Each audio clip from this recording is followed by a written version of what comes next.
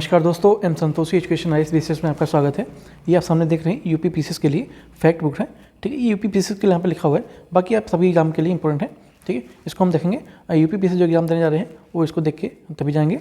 ठीक है, वैसे मैंने टेलीग्राम पर इसको शेयर कर दिया है, आप चाहें तो वहाँ से ले सकते हैं। तो चलिए इसको करते हैं बिना टाइम गए हुए। चैनल पर नए सब्सक्राइब कर लीजिएगा। तो पहले क्या है, स्कीम और कुछ जो स्कीम में जो चर्चा में रही थी, जैसे कि शक्ति पॉलिसी, ठीक है, यानी कि शक्ति नीति।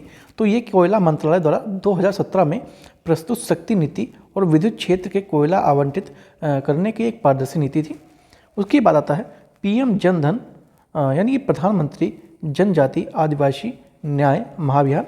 तो ये क्या था, ये जनजाति गौरव दिवस के दिन यानी कि 15 नवंबर 2023 के अवसर पर इसकी शुरुआत की गई थी। और इसका उद्देश्य था जो पीवीटीजी परिवार हैं और बस्तियों को मिशन मोड में सुरक्षित आवास और स्वच्छ पेयजल, शिक्षा, बेहतर पहुंच आज जैसे बुनियादी जो मानक हैं उनको पहुंचाने में सहायता प्रदान करना था, इसका लक्ष्य था। उसके बाद आता है परख। ठीक है, ये इंपॉर्टेंट है यूपी पीसीएस के लिए। ठीक है, आप इसको देखे बिना जाएंगे तो आपका 3 से 4 नंबर आपके माइनस हो सकते हैं, तो इसलिए देखना जरूरी है। परख क्या था, तो ये हाल ही में राष्ट्रीय सर्वेक्षण प्रसार पोर्टल परख की शुभारंभ किया गया और यह छात्रों के प्रदर्शन पर राष्ट्रीय और राज्य स्तरीय डेटा तक खुली पहुंच प्रदान करता है। और साथ में यह राज्य और केंद्र शासित प्रदेशों के लिए शिक्षण परिणामों को बेहतर बनाने हेतु जो योजनाएं हैं उनको तैयार करने में एक प्रमुख संसाधन के रूप में भी कार्य करता है। और परख एक समग्र विकास हेतु ज्ञान का प्रदर्शन, मूल्यांकन, समीक्षा और विश्लेषण के बारे में है। और राष्ट्रीय शिक्षा अनुसंधान और प्रशिक्षण परिषद यानी कि एनसीईआरटी में एक स्वतंत्र घटक के रूप में 2023 में एक राष्ट्रीय मूल्यांकन केंद्र के रूप में स्थापित किया गया था। ठीक है, उसके बाद आता है रायथू भरोसा योजना। तो ये एक्चुअली में तेलंगाना में शुरू हुआ था। कहाँ पे हुआ था? तेलंगाना में शुरू हुआ था। और इस योजना में फसल निवेश सहायता के लिए रूप में प्रति मौसम में प्रति एकड़ पे यानी प्रति एकड़ पे 6,000 रुपये वित्तीय सहायता प्रदान करने की बात की गई थी। ठीक है, उसके बाद आता है पीएम श्री योजना। तो ये उभरते भारत के लिए पीएम स्कूल यानी ये नोडल मंत्रालय इसका कौन है? शिक्षा है मंत्रालय है। और ये 2022 में शुरू की गई थी, एक केंद्र शासित योजना थी और इसकी अवधि 5 वर्ष की गई थी। 2022-23 से लेकर 2026-27 तक की गई है। और इसका जो वित्त पोषण का पैटर्न क्या होगा कि जो केंद्र और राज्य सरकार तथा विधायिका वाले जो केंद्र शासित प्रदेशों हैं जैसे कि जम्मू कश्मीर को छोड़ के उनके बीच 60 और 40 का अनुपात होगा, यानी कि 60% केंद्र देगा और 40% आपका राज्य सरकार देगा। ठीक है, एक्सेप्शनल में जम्मू कश्मीर को छोड़ के पूर्वोत्तर और हिमालयी राज्यों तथा केंद्र शासित प्रदेशों में जम्मू कश्मीर के लिए 90 और 10 का रेशियो होगा। ठीक है, यानी कि 90% केंद्र देगा और 10% जम्मू और कश्मीर देगा, मतलब जो राज्य होगा। और विधानसभा रहित केंद्र शासित प्रदेशों के लिए 100% केंद्र के पास ही इसकी जिम्मेदारी होगी। ठीक है, उसके बाद आता है दिशा। दिशा है क्या है? Designing innovation solution for holistic access to justice. तो ये विधि और न्याय मंत्रालय के न्याय विभाग द्वारा 2021 में 5 वर्षों के लिए अवधि के लिए ये शुरू किया गया था और ये खत्म भी होने वाला है 2026 में। इंपॉर्टेंट है, आ सकता है। उद्देश्य क्या था कि जो भारत के लोगों को न्याय प्रदान करना, जैसे कि भारत में के संविधान के उद्देश्य का अनुच्छेद 39A, 14 और 21 के तहत वर्णित है। उसके बाद कवचम। तो कवचम क्या था? ये केरल राज्य में आपदा प्रबंधन प्राधिकरण यानी कि KSDMA द्वारा राष्ट्रीय आपदा प्रबंधन प्राधिकरण और विश्व बैंक के सहयोग से इसको विकसित किया गया था। स्वामित्व योजना क्या थी? ठीक है, तो ये पंचायती राज मंत्रालय द्वारा जारी किया गया था। इंपॉर्टेंट है। ठीक है, इंपॉर्टेंट है। उद्देश्य था गांव की जो आबादी वाले क्षेत्र के मकान धारक परिवारों को रिकॉर्ड ऑफ राइट्स प्रदान करने के एक ग्रामीण भारत की आर्थिक प्रगति को बढ़ावा देना। और केंद्र क्षेत्र की योजना है। ठीक है, केंद्र के पास का वो रहेगा और इसका सर्वेक्षण विभाग इसका कार्यान्वयन एजेंसी के रूप में कार्य करेगा। उसके बाद किसान ID यानी ठीक है किसान पहचान पत्र। यह आधार जैसी एक डिजिटल सेवा है। क्या है? आधार जैसी एक डिजिटल सेवा है जो किसानों के राज्य के भूमि अभिलेखों से जोड़ती है और भूमि राजस्व स्वामित्व का सत्यापन करती है। किसान पहचान पत्र के माध्यम से बनाए गए डेटाबेस को किसान रजिस्ट्री के रूप में जाना जाएगा। किसान रजिस्ट्री क्या है? ये एग्री स्टेक के अंतर्गत आने वाली 3 रजिस्ट्रियों में से एक है और ये रजिस्ट्री जियो रेफरेंट विलेज मैप और फसल बुआई रजिस्ट्री होती है ये। उसके बाद PMUY यानी कि प्रधानमंत्री उज्ज्वल योजना, ये 2016 में शुरू किया गया था और इसका उद्देश्य था ग्रामीण और वंचित परिवारों में LPG जैसे खाना पकाने के लिए स्वच्छ ईंधन उपलब्ध कराना और अन्य लकड़ी, कोयला, गोबर के उपले आदि जैसे खाना पकाने के लिए पारंपरिक ईंधन का उपयोग करते हैं। ठीक है, लाभार्थी कौन कौन है? तो निम्न श्रेणियों में जो किसी एक संबंधित वयस्क महिला, ठीक है, यानी कि कोई महिला है वो उसकी लाभार्थी होगी परिवार का। मंत्रालय पेट्रोलियम और प्राकृतिक गैस मंत्रालय के इसके अंदर आता है। उसके बाद भाषणी क्या थी? तो भारत के लिए एक भाषा इंटरफेस, और ये 2022 में लॉन्च होता है। और इसके मंत्रालय की बात करें तो इलेक्ट्रॉनिक और सूचना प्रौद्योगिकी मंत्रालय है, यानी कि मीठी, और यह राष्ट्रीय भाषा अनुवाद मिशन के हिस्सा भी है।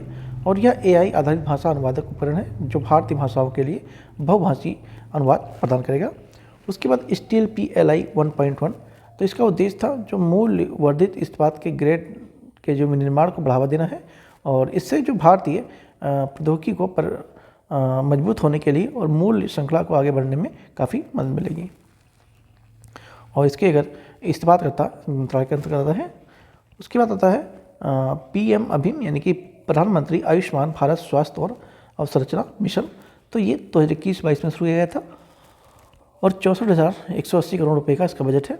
ठीक है, और इसका उद्देश्य क्या था? शहरी और ग्रामीण क्षेत्रों दोनों क्षेत्रों में स्वास्थ्य संरचना, निगरानी, स्वास्थ्य और अनुसंधान एवं व्याप्त कमियों को पूरा करना था। हम पूरा नहीं देखेंगे, जो इम्पोर्टेंट है उसी फैक्ट को देखेंगे, क्योंकि वीडियो ही आपके इसलिए है, वरना आप भी खुद भी पढ़ सकते थे। तो हम उद्देश्य को देखेंगे, मंत्रालय देखेंगे, ठीक है, और किससे संबंधित है? बस प्रधानमंत्री अन्नदाता आय संरक्षण अभियान, यानी कि PM आशा, तो ये कृषि एवं किसान मंत्रालय द्वारा शुरू किया गया था और इसका उद्देश्य था जो किसान हैं उनके मूल्य आश्वासन प्रदान करना और आवश्यक वस्तुओं की कीमतें जो होती हैं उनके उतार चढ़ाव को एक नियंत्रण में रखना होता था। ठीक है, और फसल की बात करें तो दलहन, तिलहन और खोपरा जो इन लोगों को कवर करेगा ये। उसके बाद प्रधानमंत्री इंटर्नशिप योजना, तो इसका उद्देश्य लगभग युवा जो आबादी है उसकी क्षमता का दोहन करना है और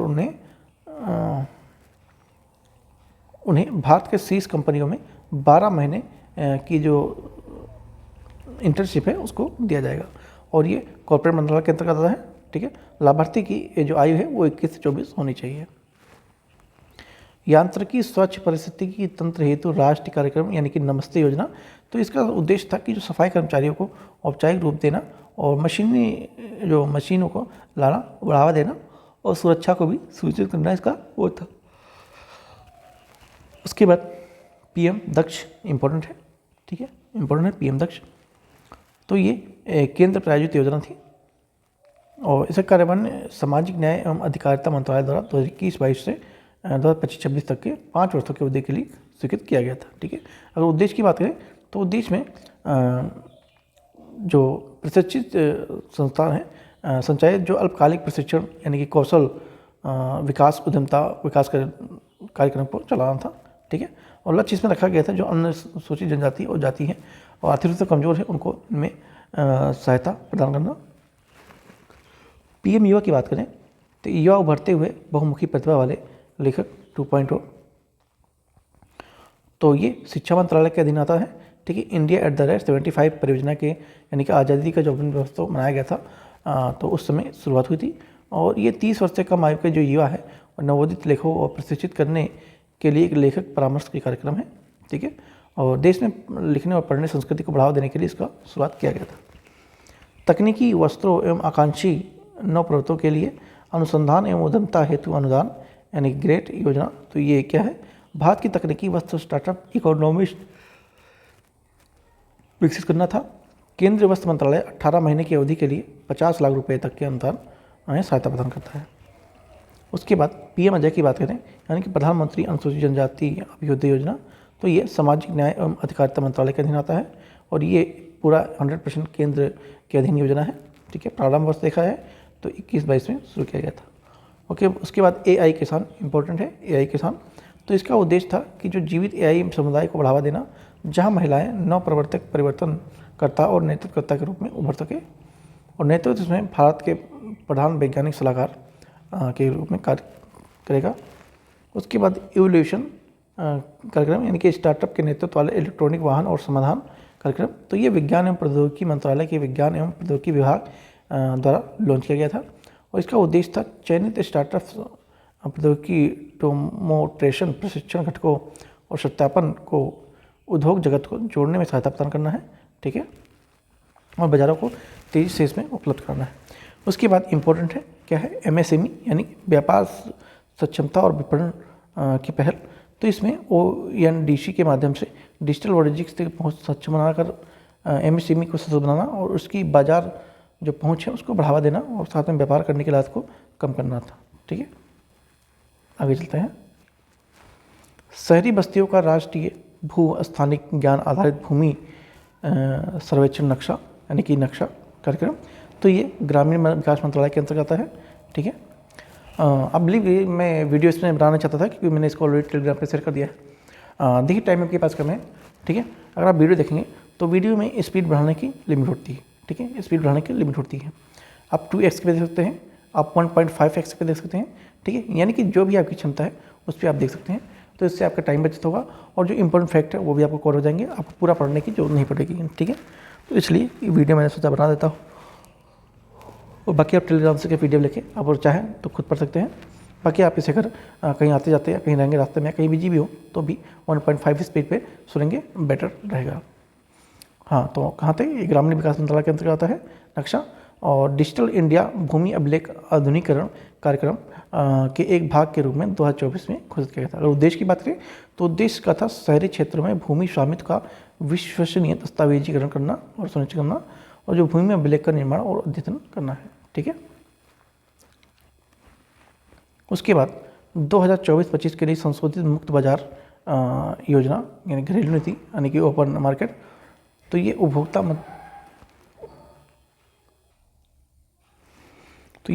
मंत्रालय एवं खाद्य सार्वजनिक वितरण मंत्रालय के अंदर आता है, ठीक है।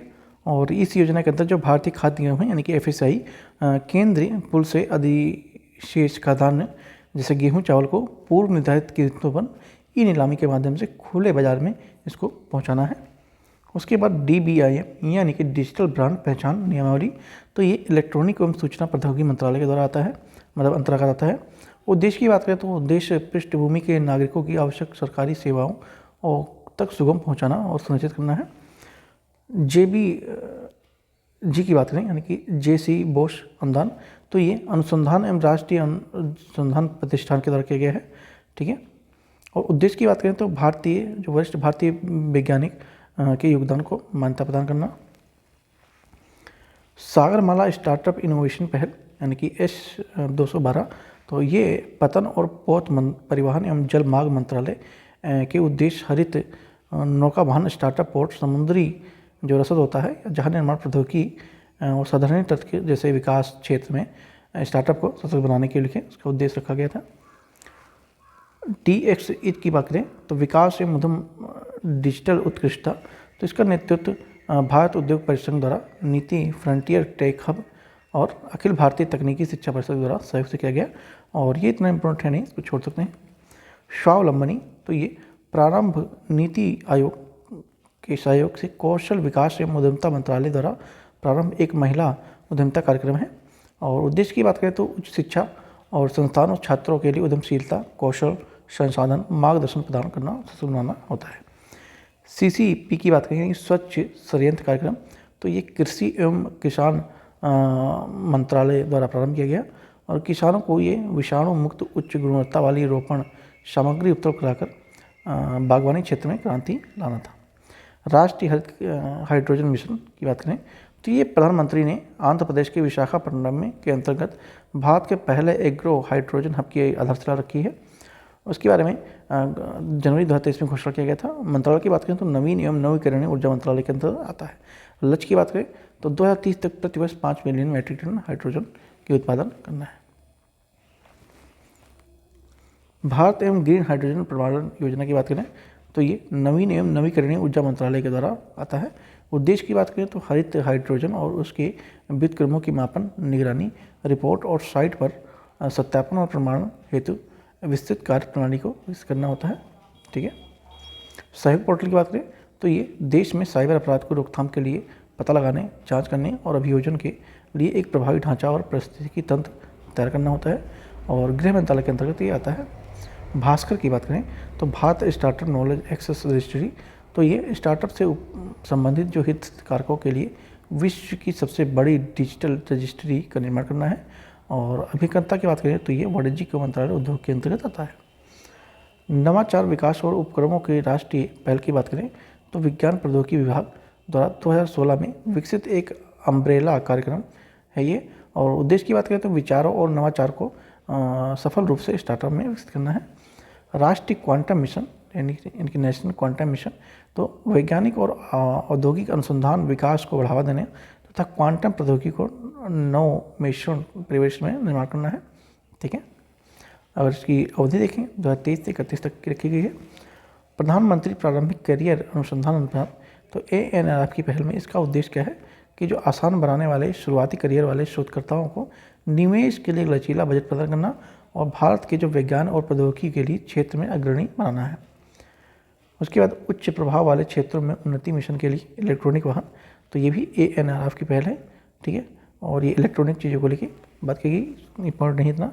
उसके बाद उजाला सभी के लिए किफ़ायती LED और उन्नति ज्योति, तो घरों में किफ़ायती ऊर्जा दक्ष LED बल्ब, ट्यूबलाइट और पंखे उपलब्ध कराकर आवासीय स्तर पर ऊर्जा दक्षता को बढ़ावा देना होता है। प्रधानमंत्री उच्चतर शिक्षा अभियान की बात करें तो ये न्यू एजुकेशन पॉलिसी 2020 के राष्ट्रीय उच्चतर शिक्षा माध्यमिक अभियान यानी कि रूषा योजना को 2023 में PM ऊषा के रूप में शुरू किया गया था। और ये पूरी तरह से केंद्र प्रायोजित योजना है। ठीक है, और शिक्षा और विद्यालयों की गुणवत्ता को सुधार करना इसका लक्ष्य है।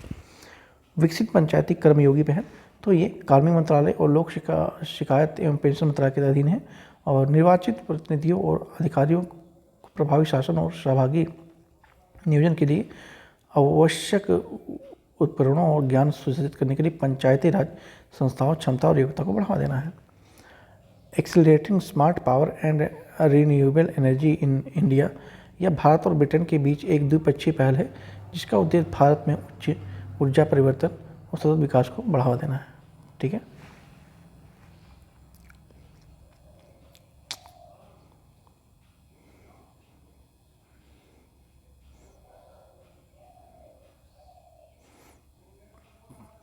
चलो करते हैं, करना तो पड़ेगा पूरा।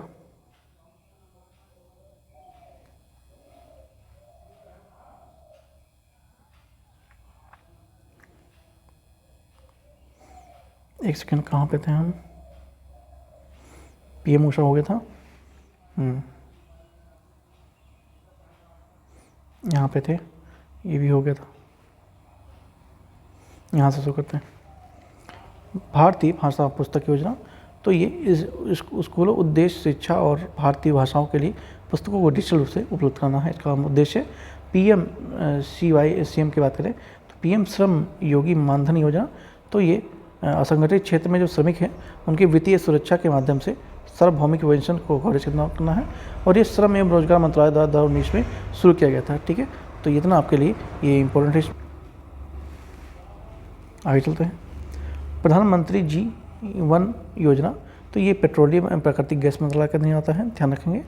ठीक है, और जो द्वितीय पीढ़ी की इथेनॉल विकास हेतु सहायता प्रदान करने के लिए 2019 से ही प्रारंभ किया गया था। PM सूर्य मुक्त घर बिजली, तो 24 में इसका आरंभ होता है।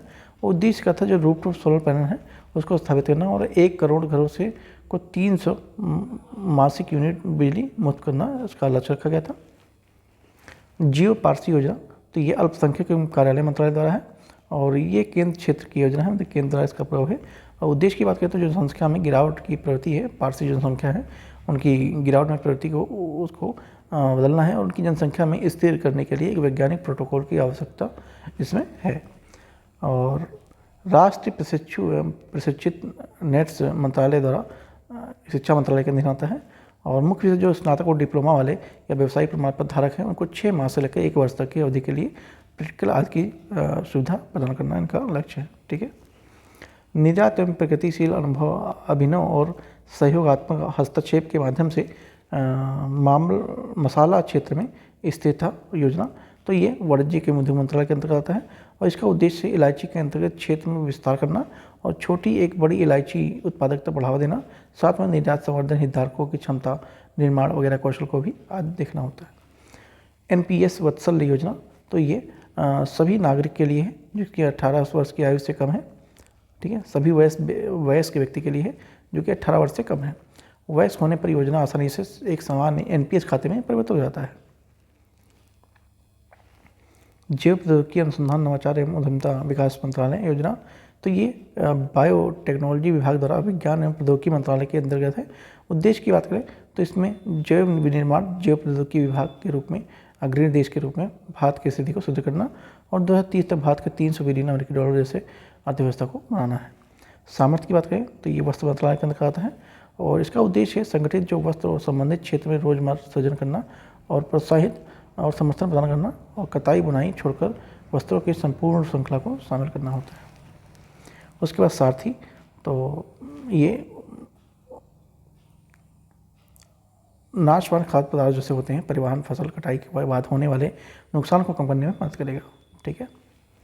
ई माइग्रेट पोर्टल, तो विदेश मंत्रालय और श्रम मंत्रालय रोजगार के मंत्रालय के अंतर्गत पहल है और विदेश में रोजगार की तलाश कर रहे जो भारतीय श्रमिक के प्रवासी को सुगम बनाने के लिए प्रतिबंध करने के लिए ये ऑनलाइन एक प्लेटफॉर्म है।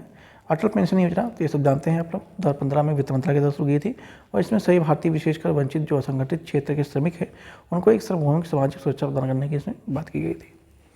अन्नदाता प्राणी, तो आरंभ में भारतीय खाद्य निगम द्वारा शुरू किया गया था और इसका उद्देश्य विभिन्न आपूर्ति श्रृंखला में परिचालन और सेवाओं सुव्यवस्थित करने के उद्देश्य से किया गया था। ठीक है। प्रधानमंत्री इंटर्नशिप योजना इतनी इंपॉर्टेंट है नहीं। जन योजना, ये भी थोड़ा इंपॉर्टेंट है क्योंकि पंचायती राज से संबंधित मंत्रालय से है और इसकी थीम थी सबको योजना सबका विकास। 2025-26 के लिए ग्राम पंचायत की योजना थी तैयार करने के लिए शुरू किया गया था। सारथी 1.1, तो ये सामाजिक और न्याय अधिकारिता मंत्रालय के अंतर्गत राष्ट्रीय विधिक सेवा प्राधिकरण ने द्वारा शुरू किया था और इसका उद्देश्य था जागरूकता सजग और विधिक सहायता कल्याणकारी योजना और प्रभावी पहुंच को बढ़ावा देकर वंचित जो समुदाय हैं उनको सशक्त बनाना। वन नेशन वन सब्सिडी, ये भी इम्पोर्टेंट है थोड़ा, केंद्र क्षेत्र की योजना है और देश भर में विद्वानों को शोध लेखों पत्रिकाओं को एक ही मंच पर प्रदान करना होता है। विजन पोर्टल, तो इसका उद्देश्य शिक्षा कौशल विकास और नवाचार को बढ़ावा देना होता है। भू नीर पोर्टल, तो ये राज्य और राष्ट्रीय भूजल संसाधन है उनको प्रबंधन और विनिमय के लिए एक एकीकृत मंच को प्रदान करना है। त्वरित नवाचार और अनुसंधान के लिए भागीदारी, तो ये हब और स्पेस मॉडल के माध्यम से भारतीय विश्वविद्यालय और अनुसंधान के नवाचार के रूप में रूपांतरित करना होता है। ये इतना इम्पोर्टेंट है नहीं, इसकी मतलब नहीं है। प्रधानमंत्री विजय विद्या धनलक्ष्मी इम्पोर्टेंट है और ये एक नई क्षेत्र की योजना है जिसका उद्देश्य जो मेधावी छात्र है उनको उच्च शिक्षा के लिए वित्तीय सहायता प्रदान करना। ठीक है, ये तो ध्यान रखेंगे। ट्रूलिप, ये भी इम्पोर्टेंट है, ये सामाजिक मंत्रालय के अधीन अधिकारिता मंत्रालय है और इसका लक्ष्य जो वंचित कारीगर है उनको सशक्त बनाना है। नमो ड्रोन दीदी, तो ये कृषि एवं किसान मंत्रालय के द्वारा है किया गया और दीनदयाल अंत्योदय योजना राष्ट्रीय ग्रामीण आजीविका मिशन के अंतर्गत केंद्र की योजना है। ये प्रधानमंत्री विश्वकर्मा योजना, तो आप जानते हैं एमएसएमई क्षेत्र के लिए बनाया गया है और ये केंद्र क्षेत्र की योजना है और इसमें ग्रामीण शहरी दोनों क्षेत्र में पारिवारिक कारीगरों और शिल्पकारों को समग्र सहायता प्रदान करना है। प्रधानमंत्री वर्ष बंधु कल्याण, इससे कोई मतलब हुआ नहीं है। जलवाहक, ये भी इम्पोर्टेंट नहीं है। विकास योजना जुड़वा, भारत रणभूमि नहीं, भारत के लिए AI 2.0, हाँ ये इम्पोर्टेंट है। ये कौशल विकास मंत्रालय उद्यमिता मंत्रालय के द्वारा आया है और भारत के युवाओं के लिए तकनीकी कौशल को सुलभ करने के लिए समावेशी बनाना है। इसमें जो इम्पोर्टेंट है वही कराएंगे। निवेशक दीदी इम्पोर्टेंट है, ये विधानकर्ता शिक्षा और संचालन निधि प्राधिकरण के द्वारा किया गया है और इस पहल में उद्देश्य जागरूकता को बढ़ावा देने के लिए ग्रामीण विशेषकर महिलाओं को सशक्त बनाना है। आदिवाड़ी इम्पोर्टेंट है, इसकी शुरुआत जनजातीय कार्य मंत्रालय द्वारा की गई थी और ये जनजातीय भाषाओं के लिए भारत की एक AI संचालित अनुवादक प्लेटफॉर्म है, इंपॉर्टेंट है, ध्यान रखेंगे। कैंसर AI टेक्नोलॉजी चैलेंज, तो ये इलेक्ट्रॉनिक और सूचना प्रौद्योगिकी मंत्रालय द्वारा इंडिया AI मिशन के द्वारा शुरू किया गया है। उद्देश्य क्या है, जो भारत में कैंसर की देखभाल वाले क्षेत्र हैं AI संसाधनों को सत्यापन करना और कार्यान्वयन को तेजी से करना। ये भी इतना वो नहीं है। तो यहाँ पे हमारा जो चर्चा में थे चीज़ें वो हमने कवर कर ली हैं। ठीक है, चैनल पर नए हैं सब्सक्राइब जरूर कर लीजिएगा और नेक्स्ट पार्ट में आपका को ये वाला करेंगे रक्षा संबंधी सुर्खियों में जो रहा। ठीक है, थैंक यू सो मच।